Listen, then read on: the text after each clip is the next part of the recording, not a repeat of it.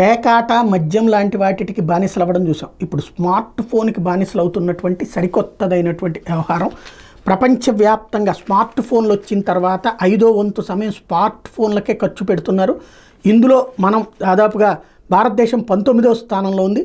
Highest Philippines వాళ్ళు 5.2 వాళ్ళ time, Brazil 5.19, దక్షిణాఫ్రికా 5.15. ఈ లెక్కలో చూస్తే ఫిలిప్పీన్స్, బ్రెజిల్, దక్షిణాఫ్రికా, Thailand, Ghana, Chile, Colombia, Indonesia, Argentina, Malaysia, Kenya, UAE, భారతదేశం, తర్వాత యుఎస్, చైనా, సింగపూర్. ఓవరాల్గా గంటల కొద్దీ అంటే రోజుకి 5 గంటలకు పైగా ఫిలిప్పైన్స్ వాళ్ళు వాడుతుంటే భారతదేశంలో వాళ్ళు రోజుకి 4.5 గంటల పాటు స్మార్ట్ ఫోన్లు వాడుతున్నటువంటి పరిస్థితి ఉంది.